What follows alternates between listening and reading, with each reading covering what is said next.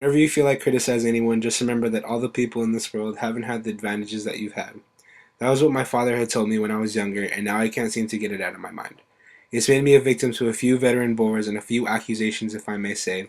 For those reasons, I'm pretty reserved to judgment, yet I'm still afraid that I might forget that a sense of the better things in life is distributed unequally at birth. Anyways, I guess it's about time to talk about myself. I'm Nick Carraway, but my family had been well-to-do people in this middle western city for 3 generations. And we Carraways have a tradition that we're descendants from the Dukes. But the actual founder of my line was my grandpa's brother, who instead of going to war, started a business in hardware that my father still carries on to this day. I graduated from New Haven in 1915, and then a little after I had to participate in what is known as the Great War. I decided to go to the East to learn about the bond business, also because the Middle West seemed like the ragged edge of the universe. My father agreed to pay for me for the year, and in the spring of 22, I came here to stay. When I arrived, I was going to share a house with one of my workers, and he had found a house, and it was going to work out great. Only to be called last minute to go to Washington, and I ended up going to the country alone. I did for a while have a dog, but then he ran away. I went to go find a new place to live and came across a city that looked like two big shaped eggs. West Egg and East Egg. I decided to move to West Egg, which is the less fashionable area. I lived right at the tip, and compared to my neighbors, my house is a pretty small and quiet an eyesore. My neighbor had a mansion and had a very large swimming pool, lots of acres of land, and even his own garden. It belonged to a man named Gatsby. Across the bay was East Egg, which was a more fashionable area of the city and is where my second cousin, twice removed, Daisy, and her husband Tom Buchanan live. I had known him in college, and he was a man with great wealth that was almost unbelievable that someone could have so much money. Well, they invited me over to dinner, so I suppose I'll be leaving now. Three. Oh, Nick must be here.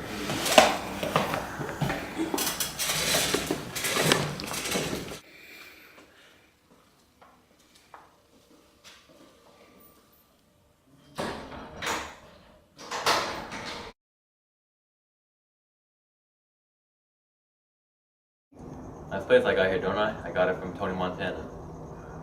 Alright, come on inside.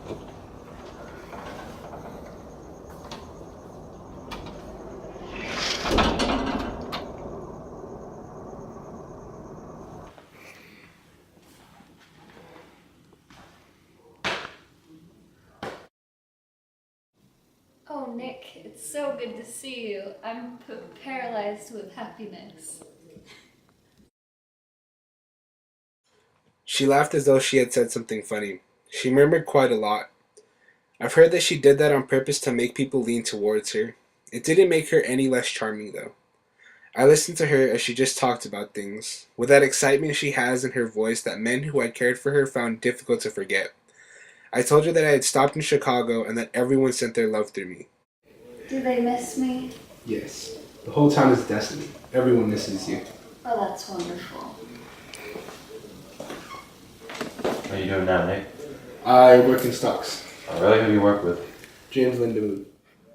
I told him and he just said he had never heard of him. His attitude annoyed me a bit. We started to eat, and Daisy would just talk about nothing important, and then Tom started talking about how our civilization is going to pieces. He said that he's read these books and says that because we're the dominant race, we have got to take control and watch out for the other races.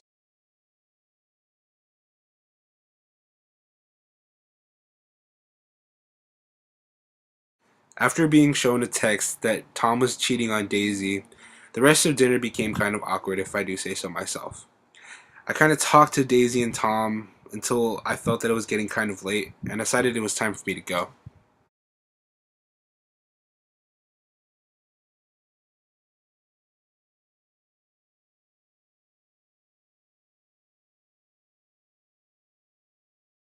Every night when I'm about to walk back inside my house, I turn my head and see a figure appear out of the darkness with his hands in his pockets as he just stands in a way that made him look very determined.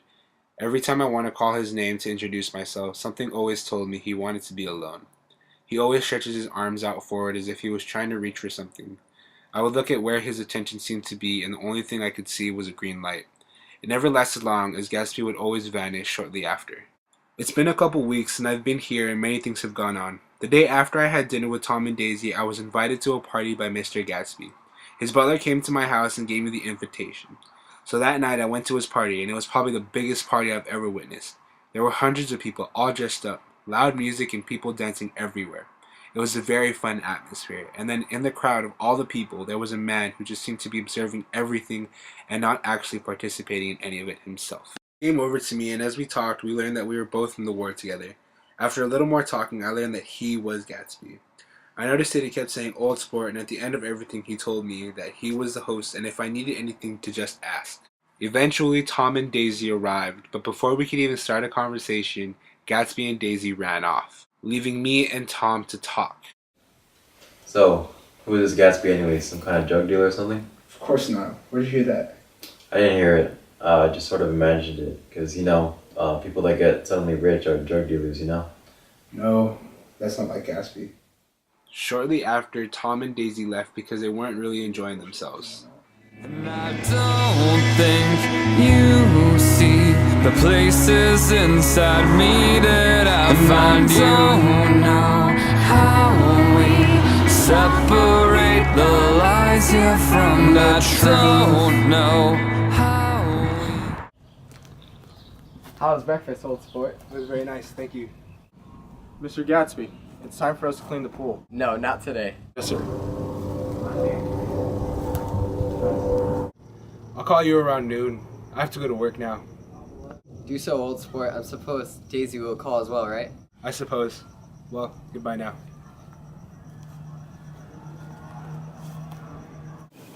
You know, they're a rotten crowd. You're worth the whole damn bunch put together. Always wanted to say that.